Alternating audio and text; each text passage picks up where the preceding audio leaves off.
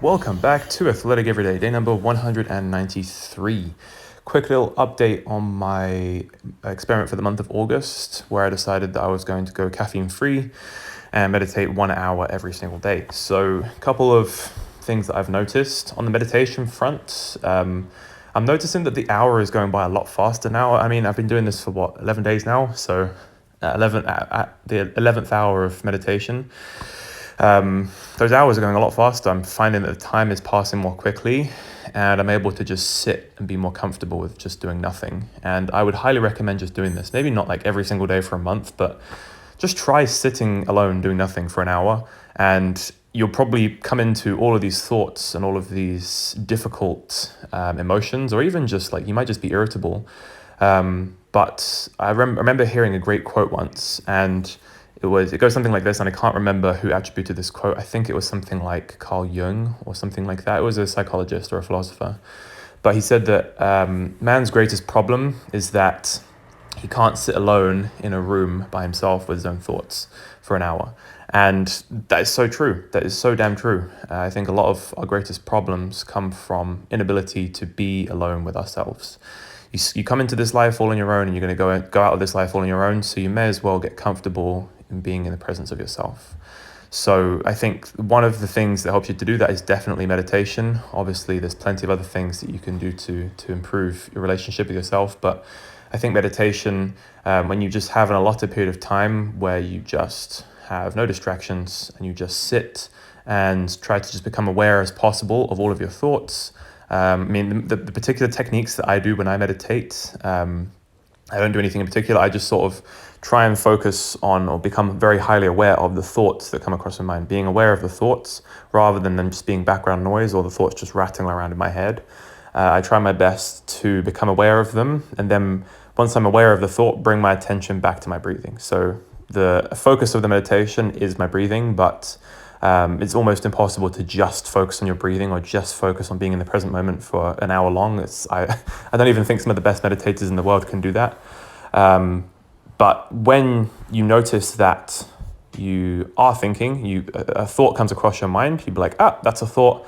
Let me just bring my attention back to my breathing. And it's that constant refocusing of your attention and your focus is what is the main benefit of meditation, because that then starts to bleed into the rest of your day. All of that focus will start to bleed into everything else you do throughout the day, so that you become more conscious of the thoughts that you're thinking throughout the day, not just in that hour long or however long you meditate for, but at least for me anyway.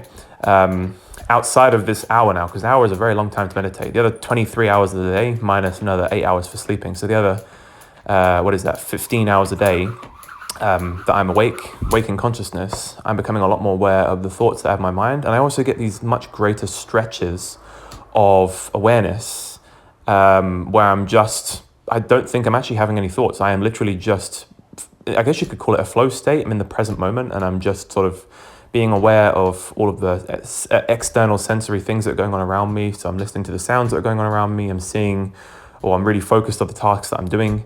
And I just notice I'm a lot happier when I do that. So I'm really excited to keep on going with this 31 days now, 31-day meditation habits. And obviously I would like to keep it going, maybe not necessarily an hour, but definitely extended periods of meditation have great benefits.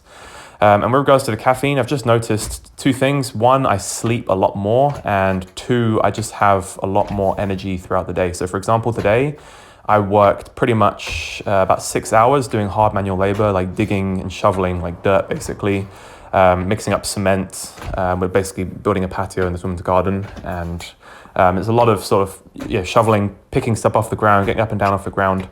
But even though I did that for 6 straight hours, I had the energy to go and then do this workout. So that's sort of the main two things, more energy and I'm sleeping better. So I'm starting to wonder if I actually do need caffeine, if I'm not going to lie. Coffee is nice and it does give you a short-term burst of energy, but does it really give you anything in the long run other than maybe some antioxidants? Maybe it gives you added focus for a few hours, but personally I don't think I need it, given that I've gone 11 days without it and I'm doing just fine without it. Anyway, let's get into the workout. So you saw me start off there with some foam rolling, then I moved into some single leg jumps. I was contemplating whether or not I wanted to do some single leg dunking, but talked myself out of it. Just wanted to do some jumping from different different jumping variations, jumping left, jumping right off of each leg, and then just jumping off of a higher and higher jumping onto and over a higher boundary each time. I think that's probably one of the weakest areas of my vertical jump is how well I jump off of one leg, especially my right leg. I really don't jump well off of my right leg.